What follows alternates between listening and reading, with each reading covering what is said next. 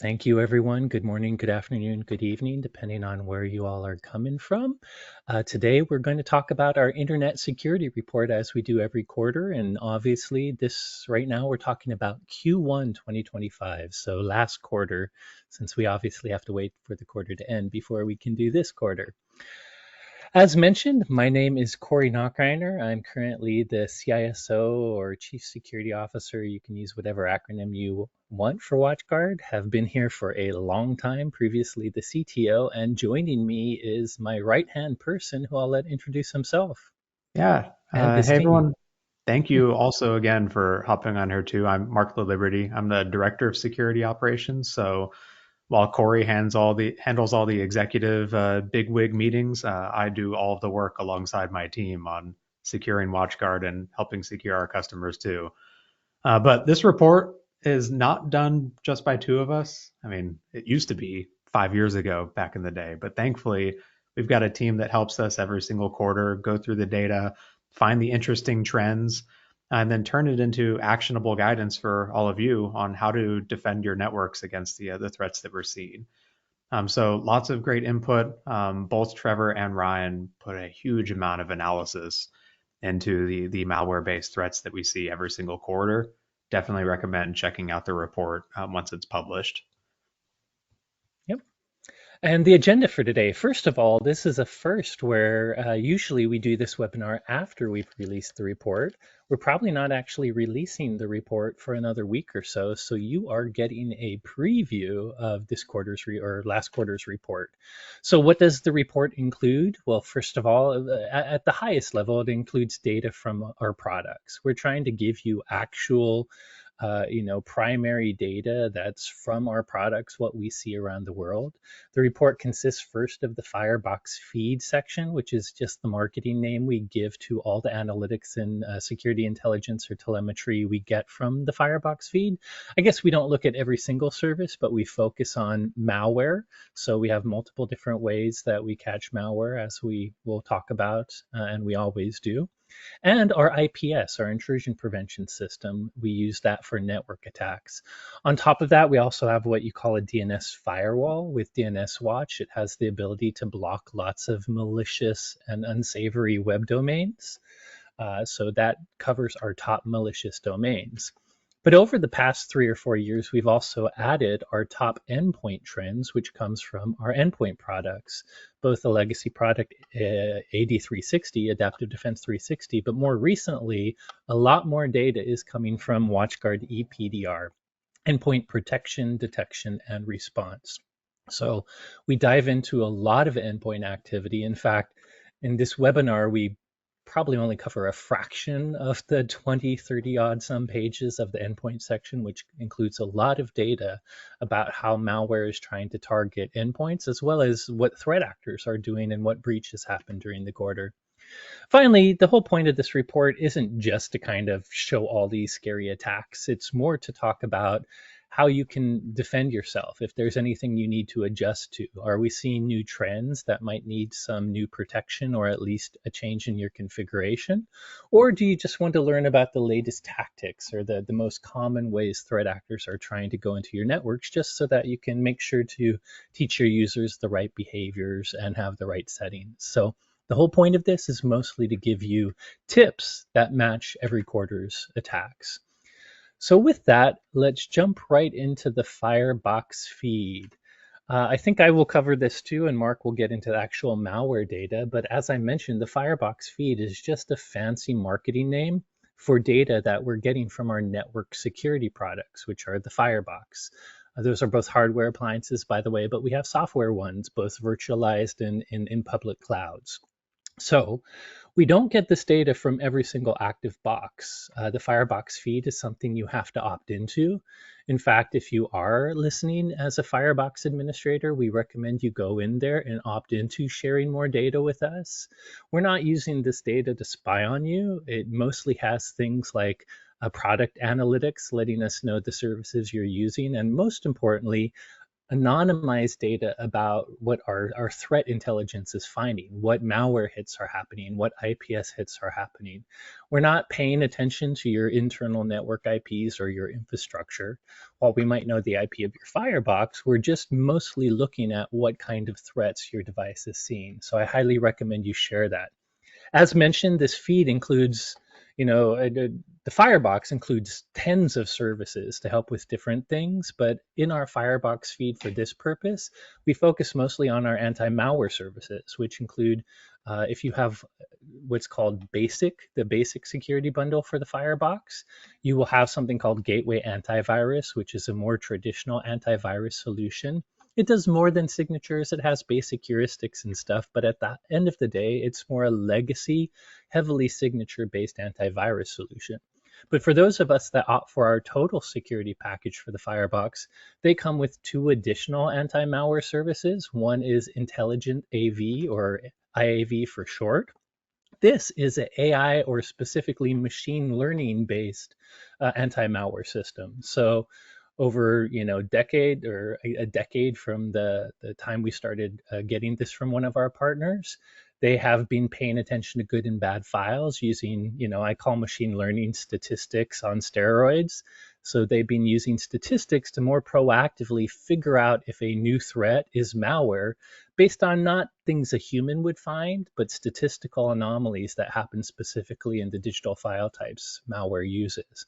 APT blocker is more a behavioral based anti-malware service. So this is the one that I think will catch even the most sophisticated malware, because it doesn't just, after it's gone through our machine learning, in this case, if we don't recognize a file and we've never seen it before, we don't just say it's good, we're going to run it in a sandbox, an environment that emulates a Windows, even Linux system, and has all the same kind of software components like Office and other things to process files.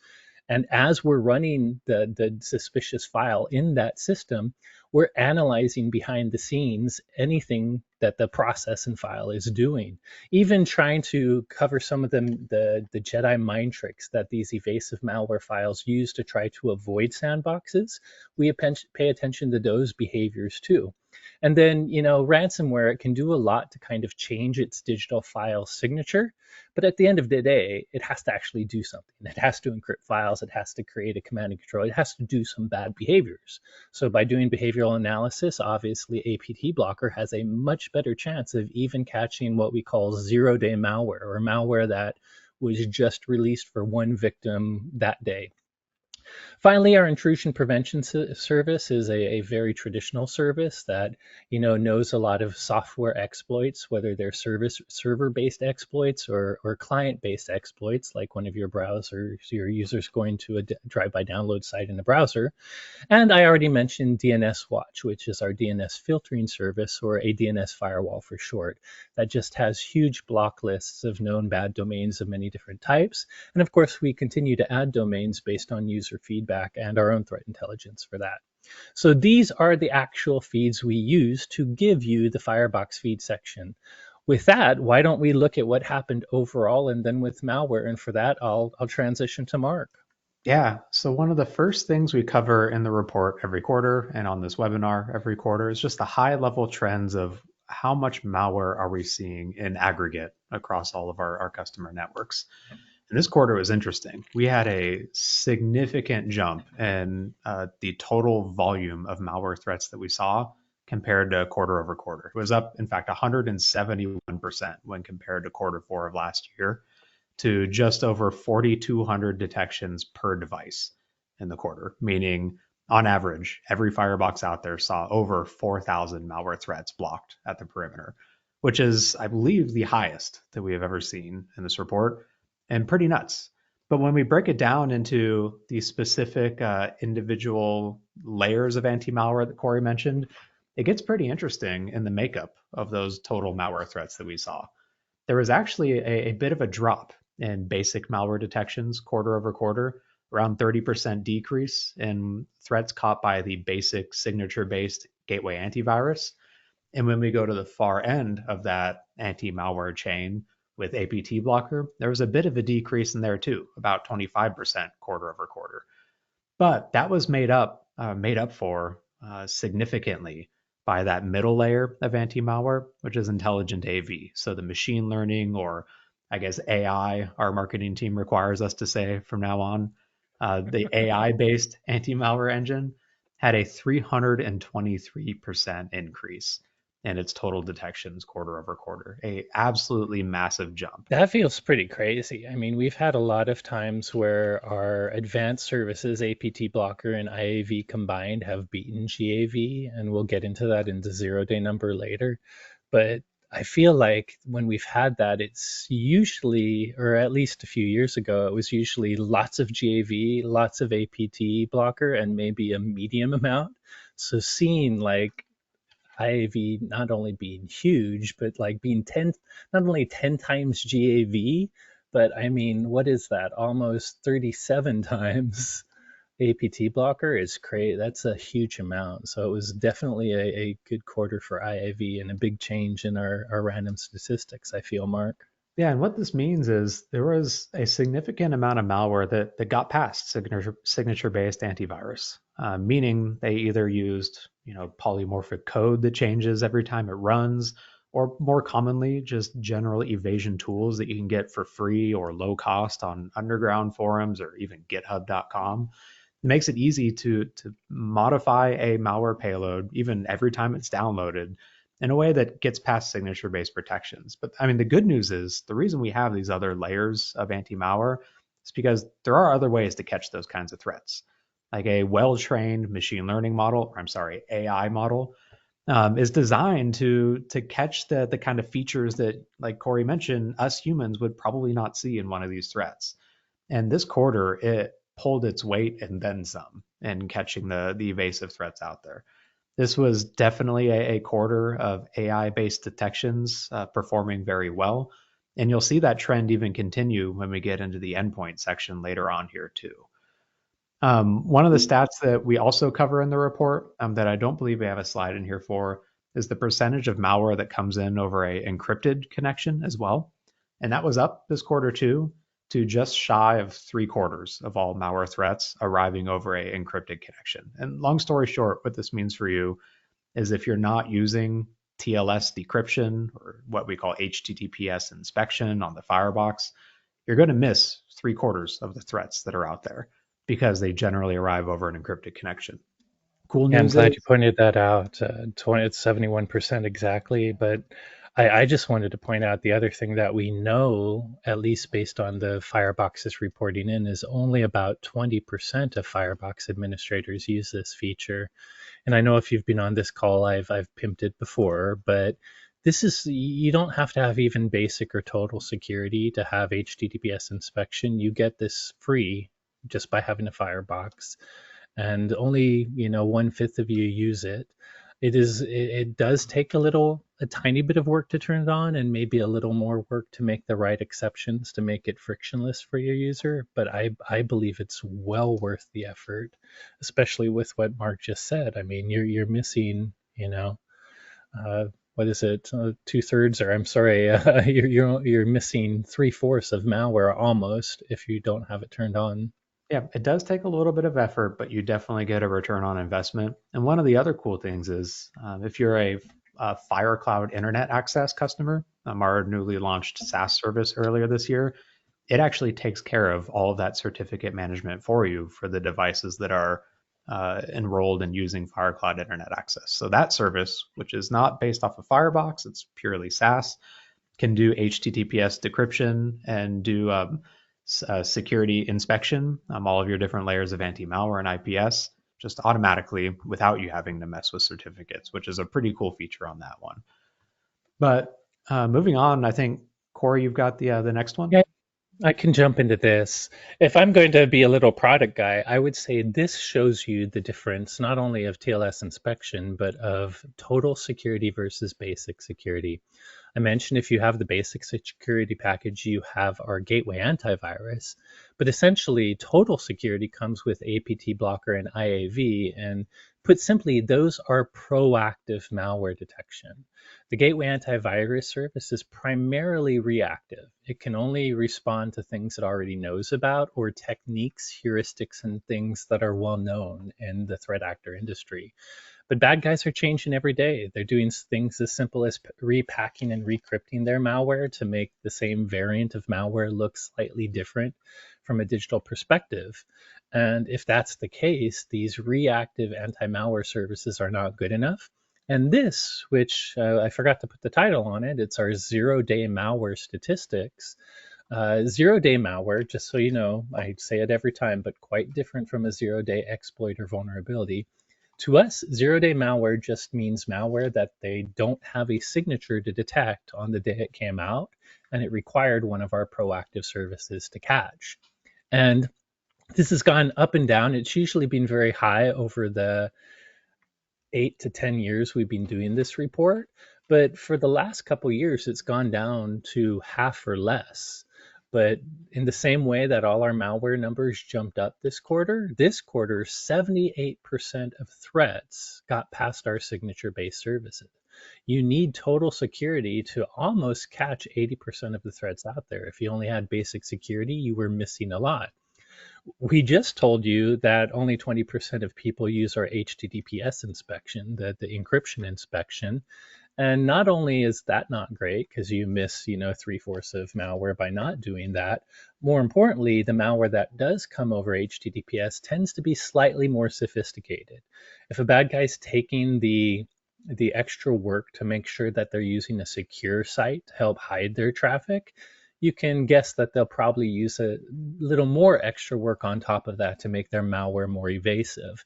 And that's why almost 87% of the malware we saw happening over encrypted connections was zero-day, meaning gateway antivirus wouldn't catch it. These statistics are purely based on our services, which are a mix of our own and partner-based, or actually in the Firebox, they're all partner-based. But we think this is true of any signature-based antivirus versus machine learning behavioral inspection antivirus. So the moral of the story is, if you're using the Firebox, I highly recommend Total Security. If you're looking at any sort of anti-malware service, endpoint, network, or whatever from anyone else, heavily prioritize machine learning and behavioral techniques over just the good old signatures. You should keep signatures around. It's a free way to catch a lot of the noise quickly. It's definitely quick, but it's simply not good enough in this day and age. Now, Marc will dive into some of the malware details. Yeah, and real quick, there was one question that came in that we can answer right now. It was in previous reports, the percentage of malware delivered over encrypted channels was 90 to 95%. Do you think it'll go back up to 95% in the future? I think so. In fact, this quarter was a bit lower than normal. When we looked into it, it was mostly due to a large surge in malware that came over SMTP unencrypted. So folks that have their own mail servers that for whatever reason were not using TLS to encrypt their SMTP connection, meaning it technically was an unencrypted malware download channel. So it was a bit of an anomaly this quarter. I think it's definitely not the norm. It's something like 97%, I think, according to last Google stat. 97% of the internet is encrypted, or at least 97% of internet traffic is encrypted. And so that is roughly the ballpark we expect to see when it comes to malware downloads as well, too. But note that malware can come in over different channels. Attackers can sometimes be lazy and set up the actual malware payload download itself to just not use encryption for whatever reason. But for the most part, it's easier than ever these days to get a valid certificate for any domain that you own and then use that to set up the malware hosting service. Marc and I have said this in webinars in the past, and this isn't a kind of, I actually think this is a good service because I would rather normal users have easy web encryption than keep it away from bad guys. But it feels like Let's Encrypt.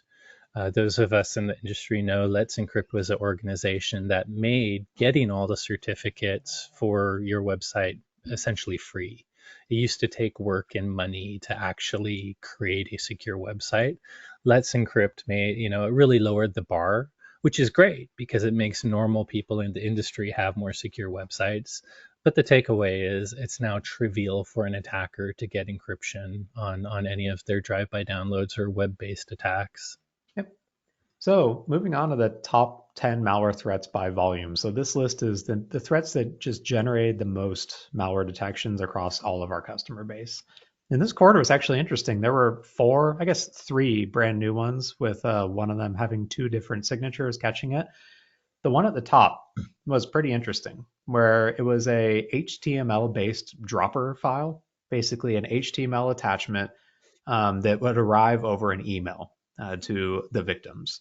Attackers use HTML or HTA files because generally you can't block HTML as a content type in email messages because that's how all of your emails are formatted these days. So it makes it a little more difficult to stop these kinds of threats just generally across the board. This one was really interesting though, where it was an HTML file that included a embedded password protected zip file inside of it. So when the user opens up this attachment, they get a page that says you need to download or unencrypt this payload. That's not payload. It's This also, file. I mean, this is just a slight detail, but they used it. It seems like more like an Adobe pop-up like Yeah. page where it uses Adobe's logo and it seems to pretend to be some sort of Adobe updater. And then it does have the password embedded in the page, which I mean, first of all, if you're getting Adobe pop-ups when you're not doing Adobe stuff, that's weird. But I've Yep. never ever seen Adobe try to give you a password zip file for their updater. Yep. So when you pop up the or open the attachment, it automatically downloads this file from within itself. It shows the user the password on that page that they need to use to decrypt it. When the user decrypts that password protected zip file, inside is an ISO image. So like an image file, another type of container that if they then open that, it contains two libraries and a LNK file and a legitimate copy of calculator.exe.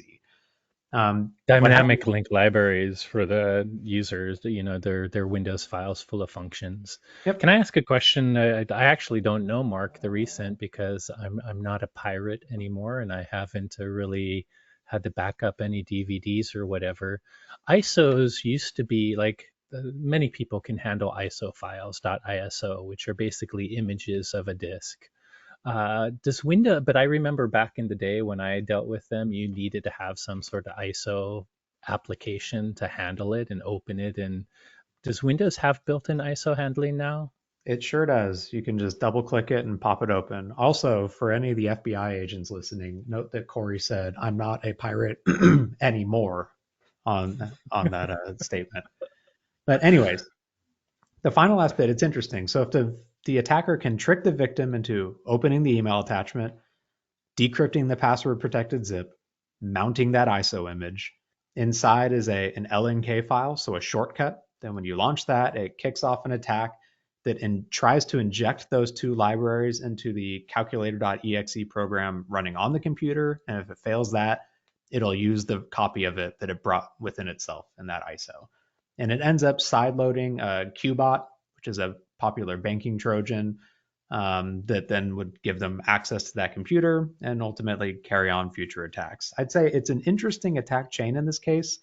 Not super practical. You're relying on a lot of user interaction in this case. And I would like to think at some point down this line, the recipient A lot would of things start to can question fail. what's going on. Yeah. On one hand, they're trying to obfuscate things by having lots of links. On the other hand, there's lots of opportunities for users to say, "What the heck? This is clearly not a normal Adobe updater path." Exactly. But that went straight to the top of our top 10 by volume list for this quarter. We had not seen it. And am I giving something away? I can't remember if you cover widespread or encryption next, wasn't it? Yep. It was top on both lists. So the next Yeah. two threats we had, the cashback signatures, were also kind of interesting. These two threats, they're like a malicious Chrome extension that looks like uh, uBlock Origin, I think, one of the ad blocking services that's now prohibited by the latest versions of Google AdBlock Chrome. Plus, AdBlock Plus. ADP. Yep. At least that's what Um, Trevor said. the sample that we got was in Russian, but we actually suspect that it was probably localized to other regions as well too, for reasons we'll discuss on the next slide coming up here. But this one popped in at number, I think it was 4 and 7 in our top 10 list after not having seen it before. And I think it was kind of topical, or at least it makes sense in terms of the timing for those that aren't firmly ingrained in browser updates. Chrome, or I guess Chromium, just released what they call, I think, Manifest v4, basically the latest rules for how you can use the Chromium browser engine across Google Chrome, Edge, Brave, anything that uses it. And as part of that, it actually limited and in some cases entirely blocks third party ad blockers from working inside of it. So you can imagine a user that their AdBlock Pro just stopped working. Maybe they don't know about this new update to the Chromium engine, so they just go out to try and find the update for AdBlocker Pro or something that'll work. And it leaves them more open to getting a malicious version of it instead. And these extensions, like ad blocking extensions, you have to give them a huge amount of permissions for them to work. They can see and modify your entire web page of every page you visit. So it opens up a lot of opportunities for attackers to siphon off or modify data on victim machines. Corey, you look like you want to add something? Nope. Okay. The last one, new one coming at number 9, was another signature that catches phishing attachments to emails. This one's a generic one just designed to catch threats contained in zip archives, which is a very common method of delivering file-based malware or file-based threats over phishing emails these days, because it hides what's called the mark of the web on these files. So you may not know, but right now, if you receive a macro-enabled Office document directly attached to an email, or you download it directly from the public internet, Microsoft Office prevents you from running macros, and it is extremely difficult or almost impossible for an end user to get around that these days.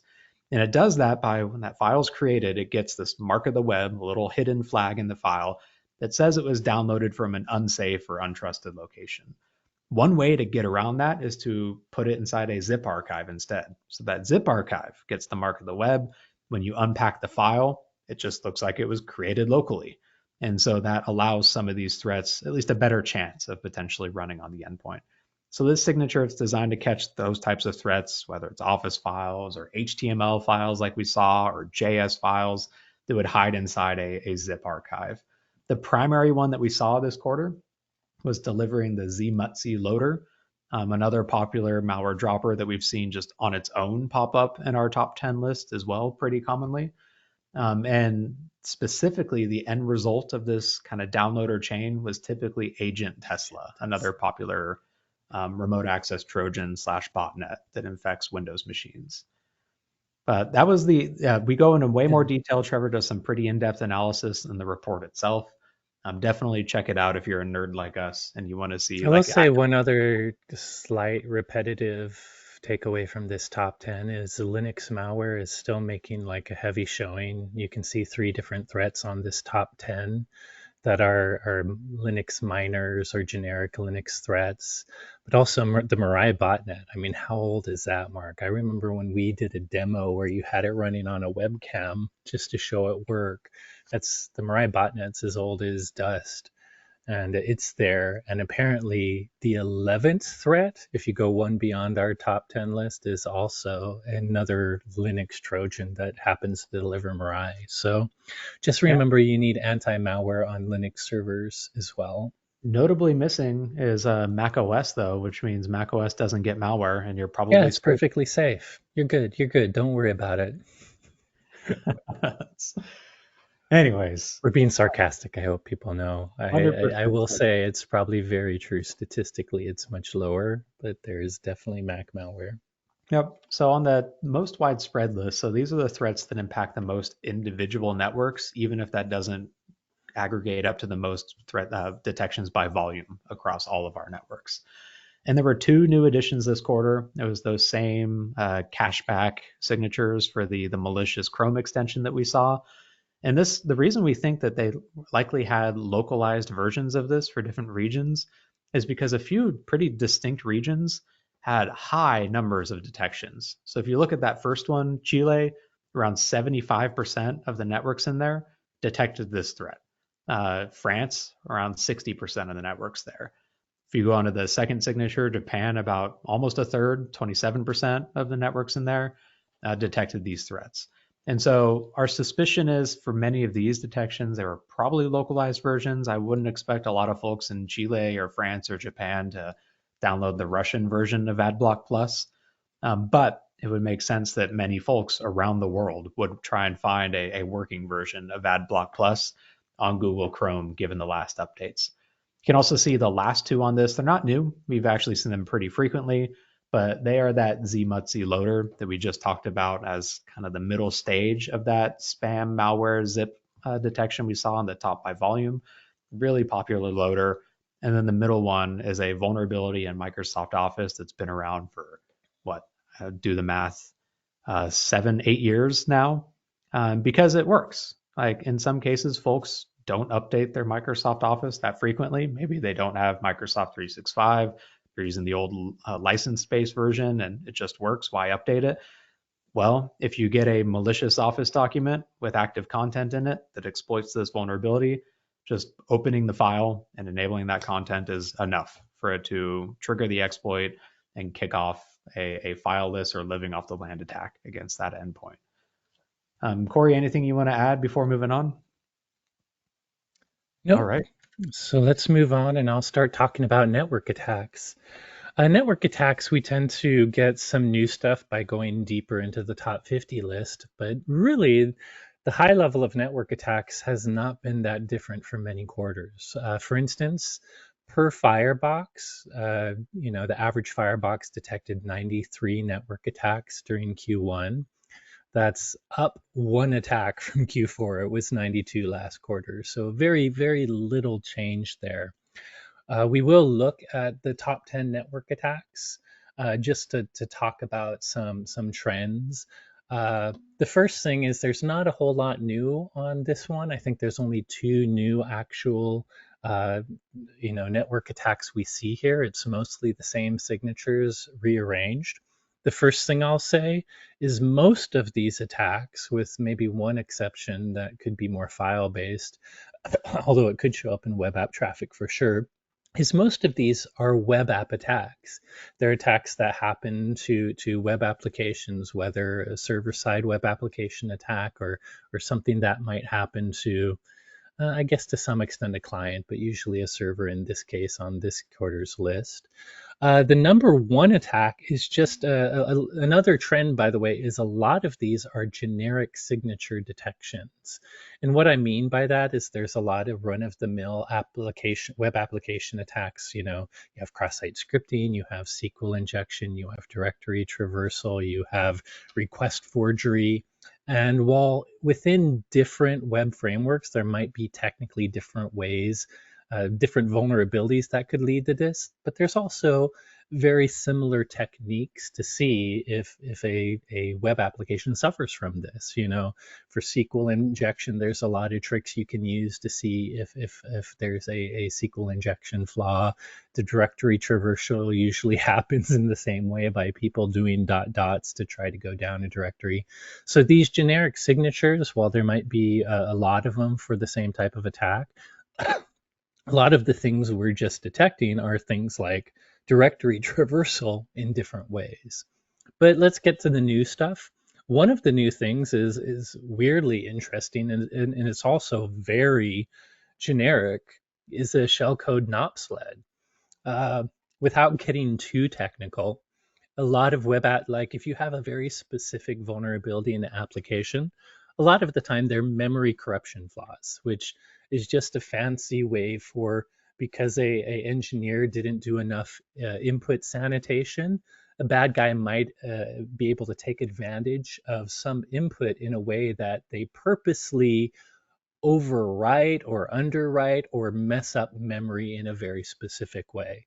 And when you have a flaw like that, you really have to understand assembly or machine language, because you're going to end up with controllable memory, a controllable memory space, something that an attacker can control, but that could be almost anywhere in memory space. And the goal of an attacker is to find a way to get from that area in memory to what's known on 16-bit registers as EIP. What is it for? I forget the 64-bit register for it, but either way, you need to get to the pointer, which is really the next place in memory that the computer is going to execute. And if you're in a random place in memory and you need to get to another place, what you sometimes do is just this long sled of no operations. It's a very specific hexadecimal machine language thing that is, hey, CPU, just sit for a second and do that over and over to move the pointer to the next memory space over and over until the bad guy has execution. So strangely, this quarter, we saw a number of different exploits happen that had NOP sleds in them, which is usually a sign of some memory corruption flaw a bad guy's trying to get to. So that was slightly interesting. Other than that, the only other kind of new thing to the list was a web local file inclusion vulnerability, which relatively generic, but just a type of web application flaw. The only other thing I'll say is there are two regular, at least regular in the last couple of years, signatures in here that I just want to point out we keep seeing, even though they're old vulnerabilities. One is the classic proxy login. So there's flaws in our lists that just are seeing proxy login over and over, especially when you get to widespread vulnerabilities, but also HA proxy, which is another well-known vulnerability. So that's the top 10, a lot of web application flaws and a couple new things. I will say, I believe Marc writes this section now that we have one security analyst that left. He goes in more depth of looking at the top 50 to find some interesting flaws. I think one of the flaws he found that I thought was neat was, is it called the This Go Ahead web server, Marc? In either case, it's a common web server that is often found in IoT devices as an embedded web server that's just light. It has a CGI request handling flaw that essentially allowed attackers to execute arbitrary code. And it's no wonder it made our top 50 because it's one of the flaws being executed actively in the wild, and it's on one of CISA's key vulnerability lists. And he found another flaw that he went into a little more detail that affects remote connection applications. Ivanti Connect Secure and some of Ivanti's VPN appliances, basically a web application flaw that specially crafted HTTP requests can completely bypass authentication. And when you pair that with another flaw, a command injection flaw, you could get full remote code execution on these VPN appliances and VPN products. That I doesn't will sound say, no, it doesn't sound good, and it is a trend we see. Attackers are very much going after remote access applications. So you want to make sure to patch and secure those applications. Don't try not to expose them to everyone if you can avoid it. I will say another trend we see in our top 10 list pretty much every quarter.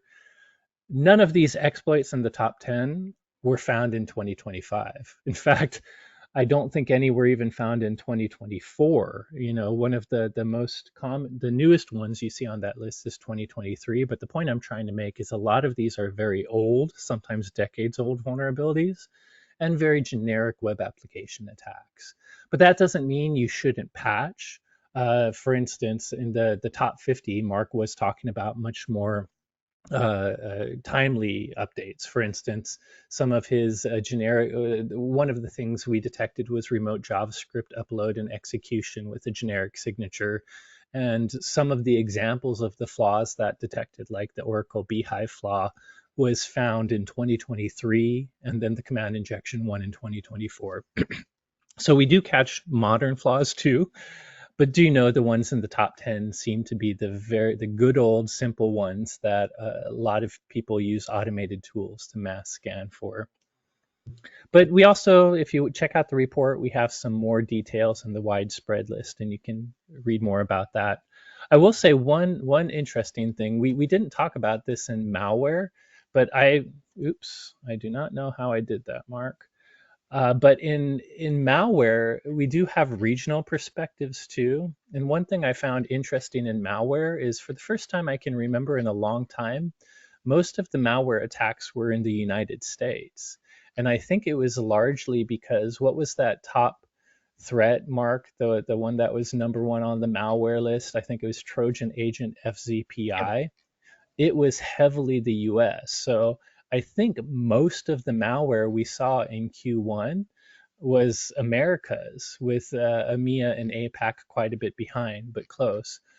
When you flip that to regional for this section for network attacks, APAC gets just over 40% of the network attacks, whereas Americas and EMEA are just about split evenly at a little under 30%. So just a regional view too. Yeah. But let's move on to top malicious domains, Mark. Yeah, so if you remember, this list is the top 3 or the top 10 threats that we see in 3 different buckets that are caught by our DNS firewalling service.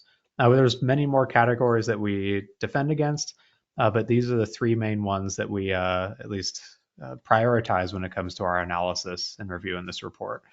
Malware domains are ones that are either involved in distribution or command and control of malware threats. You'll notice that polyfill.io remains on top on there, which it has been ever since the second half of last year when we first added it after a hostile threat actor took over this very popular library that many websites automatically included or used within their code in order to backport features to older versions of JavaScript. It is our top detection by volume, period, across the board. It's got 10 times as many block connections as number 2 because it was so widely embedded in applications just across the internet.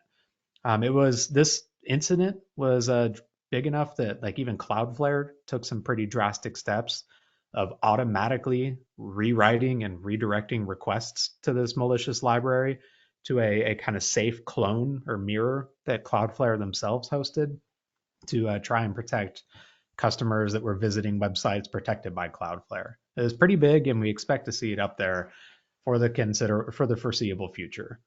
This quarter, though, there were only 3 new ones popping up in the top 10, and they were all associated with a CoinLoader crypto mining campaign that we originally discussed in the Q3 2024 report. These 3 domains all at the bottom are used for DNS tunneling command and control connections for this crypto mining malware. DNS tunneling is really interesting, where many organizations don't inspect their DNS traffic. They just allow DNS outbound in general. That makes it a great opportunity for attackers to do command and control connections over it. Typically works by sending or receiving commands or bits of data in the DNS request or the response itself. You can catch it by looking for abnormally large or abnormally frequent DNS requests or ones going to weird domains or subdomains. But in this case, these 3 just high-level parent domains were all associated with this tunneling activity.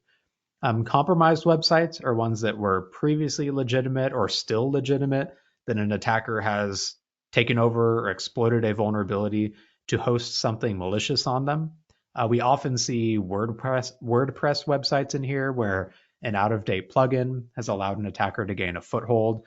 They set up their own hidden unlinked page somewhere on this website, allow the legitimate website to keep chugging along while they host like their malware payload or some other threat buried deep in the links on it. There were 2 new ones in the top 10 list this quarter. The first one was associated with an ether hiding campaign that we first discussed in Q2 of last year. Quick refresh on that one. This used the Binance blockchain, which is a fork of the Ethereum blockchain, to host a malicious PowerShell script. Basically, the compromised website would use the Ethereum JavaScript library to interact with the Binance blockchain, pull out this PowerShell script, and then trick the victim into copying and running it locally on their computer. And the reason this works is the blockchain by nature is immutable, meaning you cannot change anything that has been added to it. In fact, it's almost impossible to like straight up block something that's on the blockchain, even through some of these libraries. People don't tend to do it, or the library authors don't tend to do it, which means once it's on there forever, which makes it a great malware or malicious script hosting environment. The second new addition that we had on here was a kind of interesting one. It was involved in a malvertising campaign, so malicious advertising on websites that because advertising uses JavaScript, it gives it quite a bit of power. In this case, it redirected victims to this sketchy looking e-commerce website. I think it was selling like, or it was pretending to sell backpacks in like an Arabic language, regardless of where you were actually connecting from. It specifically targeted web pages that were indexed by Google search. So if you go search for a legitimate website, click the link. Instead of going to that website, it would redirect you through to this e-commerce website, likely trying to either steal credit card info or kick off some other attack against those victims. Final category are phishing domains, so domains directly involved in phishing or social engineering attacks. There were only two new ones on this list, and they're actually with relatively old campaigns that popped up. The first one pretends to be a Microsoft 365 authentication page, your general run-of-the-mill social engineering you see in the modern age, try and trick victims into giving up their Microsoft credentials if they get tricked into visiting it. The second one was used as another redirect campaign where it actually redirects the victim through a series of domains before landing them on this page that prompts them to download this file. The file claimed to be an SD card reader app. We didn't have enough telemetry to know like what was the source of this redirect chain. We could only see kind of the end and middle pieces of it. Could have been it was associated with a tricking someone looking for an SD card reader app, and it gets them to this malicious page. But the end result was a malware download disguised as a SD card reader app. But long story short, like blocking requests at the DNS level is a highly effective way of blocking not just phishing attacks, but even malware attacks as well too. Like DNS tunneling is not something you as a user would typically see happen. It hides in the background on your computer, but a DNS firewalling service can block those connections to those DNS tunneling locations too. So another great layer of security on the It's network perimeter. small, but I still think I just like how cleanly it blocks too. Like if you actually let a user get the first packet to a malicious site, there might be a chance that something starts happening. But with DNS Watch, you're not even letting the user get a packet to the site. It's cutting the connection before you even do the three-way handshake, because it's just not letting you get to the IP in question. So it's just a clean way to make sure users don't get the bad crap. Let's transition for the next, what do we have, 10, 13, or maybe only 10 minutes if we do our takeaways too. Let's transition to the end, which is, oops, what happened to the screen? Endpoint detection. So these are all threats that are blocked by our endpoint product, which is today mostly WatchGuard EPDR, but could include adaptive defense products. The first thing to know about all the numbers I'm about to give you is in endpoint detection, we do all numbers per 100,000 machines. So with endpoint protection, we literally have millions and millions of machines using our endpoint protection software. But to average things, these numbers are per 100,000 machine. So the first statistics we look at is just what is the raw total new malware threats that affect every 100,000 machines. This quarter's number was 29,127 pieces of malware were what each average 100,000 machines saw, which is a slight decrease in total malware of about 21.8%. As you can see in this chart, we've had a lot of ups and downs. Starting in Q2 of last year, we were seeing significantly more total malware per machine at 100,000, and during Q3 it just launched up to over 400,000 malware samples per 100,000 machines, which is just a ton. But over the last 2 quarters, it has dropped to a more reasonable amount of that 37,000 and now 29,000. So just over the last few quarters, it seems to be stabilizing a little bit. Another number we look at is new malware per machine, per 100,000 machine. Again, everything is per 100,000 active machines. This is literally how much malware that we've never seen before. It could still be a malware family we know quite well, but this is new variants. And we did see a large 712% rise over Q1 in new threats per machine. We're now seeing about 65 new threats per 100,000 machine, as opposed to that low of 8 last quarter. It is obviously still down from that high in Q2 of last year, but it's quite a big increase over Q1 or over Q4, so quarter over quarter. So in short, we're seeing a modest increase in overall total malware, but a significant increase in malware, in new malware. One other thing I find interesting is just what countries are most affected by malware. So this chart is actually, it's only the top 30 countries being affected by malware. By the way, this is weighted per sale. We're not going to share the sales in all the different countries, but knowing you may sell many less clients, for instance, we bought a Spanish company to give our malware protection. So our Spain sales is probably very high compared to, say, I don't know, some random African country sales. But by normalizing it per device, per endpoint, the top 30 countries affected may not be the biggest countries you know of. What you're seeing here is the top 30, where in the world the top 30 countries affected by malware are, with obviously the more red being ones the most affected.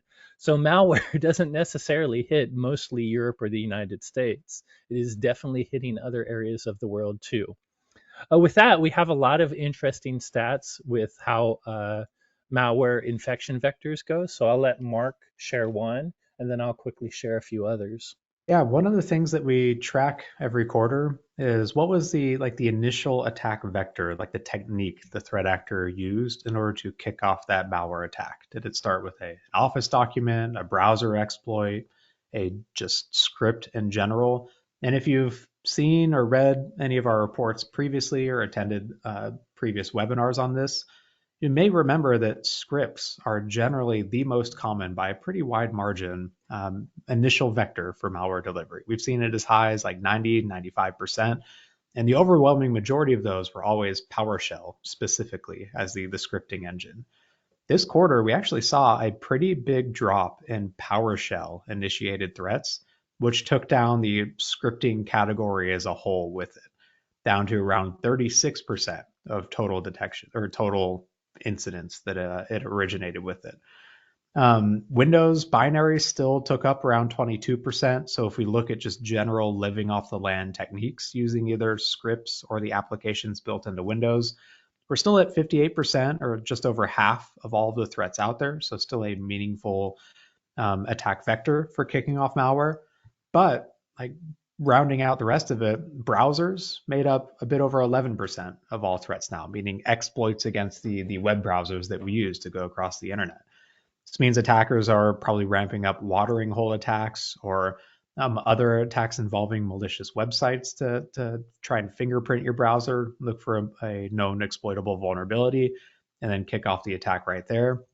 And then this other category is really just anything that didn't make it into one of the main parent categories. It could be everything from a thumb drive plugged into the computer that had malware on it, to other traditional malware delivery methods that didn't exploit like another application or a script or a Windows application. So some of the examples Ryan gives are things like auto KMS tools. KMS, as people might know, is one of the ways Microsoft authenticates Windows via a server.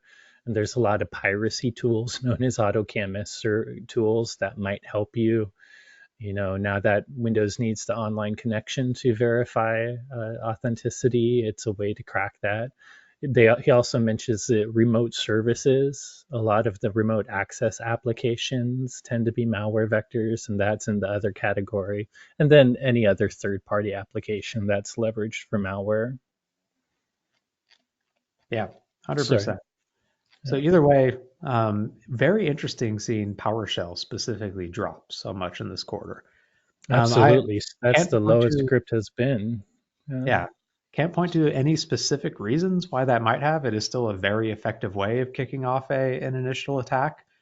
But clearly attackers are changing up the game and how they kick it Because off. we don't see them in our IPS as much, it has me wondering if there's a new browser client vulnerability, maybe in a browser itself or in a popular extension that a browser had. Like I was always wondering why browsers tended to be low in past reports because drive-by downloads used to be a very predominant way to infect people, meaning getting them to come to a site that can force an automated vulnerability in something client side. So this is pure speculation because I haven't looked at the latest browser vulnerabilities, but I wonder if there's just some really easy to use browser vulnerability that allowed browsers to pop up so much. Yeah. Either With way, that said, oh, go ahead. go ahead. I was going to transition, so I didn't finish. Please go for it. Let's roll. Okay, with that said, usually this is where we end the malware section, but there's so much rich information in the malware section, like tons of information Ryan has beyond what I'm about to show you. You know, he talks about the top breaches of the quarter, the top threat actors, ransomware actors that were active during the quarter, police takedowns, lots of other things. But to dive deeper into vectors, Mark shared the overall vector, but Ryan has a lot of information in the report that talk about very specifics among the vectors. For instance, browsers, as we just mentioned, it was higher. So what browsers are the most targeted? Chrome by far is the most targeted. By the way, I consider Edge essentially Chrome because it's Chromium based. So really Chrome accounts for almost 80% of the vulnerability that what's being targeted by malware, with Firefox being a relatively distant second when you add those two up. So if you're curious about what browser is dangerous, that is one. We talked about scripting, as Mark already mentioned. PowerShell is still the most, popular. Almost 70% of the scripting attacks were PowerShell. But if you want to know how dangerous other scripting is, Visual Basic is the closest second. Python is usually not that big a deal, probably more on Linux systems. Speaking of scripting, there is a section for coding, which is weird because in some sense a script is a type of code, although it's a runtime versus compiled. But in the coding section, he notes that plain old Java is the most targeted code language for malware, with Electron.js and Node.js, which are newer things, being much less targeted. Remote systems, I talked about one of the others is software that allows remote access. And I think me and Mark find that this is a huge trend, whether VPN applications or remote access applications like radmin, logmein, netop, restdesk, teamviewer, VNC. There's Windows Remote Manager. There's just so many remote access applications. But logmein, that seems to be the one that most people target. Most threat actors target that, with radmin and Ampero being distant seconds. He also talks about databases. There's a lot of ways that you can push files and malware through databases. It seems like PostgreSQL is the one they target the most, and the other two a little less. One I find most interesting, though, is everyone nowadays uses M365. And of course, M360, we even see in the Firebox section that Word documents or Excel documents or vulnerabilities in Office are commonly used. One of the things I found interesting is I would expect like Word to be the most commonly exploited kind of file type for malware. We have Office miscellaneous, so maybe that's Office components that work in all of them. But most surprising is OneNote is the top single application. OneNote seems to be the thing most targeted when it comes to malware over Word and Excel. If you think about the document types, though, Word is still the most kind of malware infested document type, with Excel spreadsheets being second. So just know this is a small sampling of the other more detailed information that you can find in our endpoint section, as well as a lot more. But with that, let's finish really quickly with protection tips, Mark. Find my mute button. And yeah, for the first protection tip, one of the trends that we saw in this quarter was machine learning as a detection engine carried a lot of the weight in catching the malware threats that were out there, both at the network perimeter and when we dive into the endpoint. The machine learning layer of endpoint detection caught roughly 30% of the threats on the endpoint as well too. So long story short, we are now in the age of artificial intelligence or machine learning, And adopting it from a defender's perspective is going to be critical for organizations to keep up with the threats that we're seeing. Attackers are using AI and machine learning to help automate a lot of the attack chain, whether it be social engineering or evasive malware creation, which means you, as defenders, need to use the same technologies to defend against the threats. We don't necessarily mean, the large language models like ChatGPT that you see being added to every single IT tool under the sun these days. We mean just general machine learning and artificial intelligence, the types of tools and models that are great at analyzing threats or files at scale and making a quick decision on whether it's bad or good to protect you Or from these. anomaly detection for network traffic, for instance. That's Yep. another type of model for machine learning model we can use. Yep, exactly. You Cool. want to take the next one, Corey? Uh, Moving on, next thing is defend against malicious attachments. Uh, Honestly, at the very least, you should use file type attachment blocking, whether you're using it by extension or magic byte, to block certain files that you just don't want in email.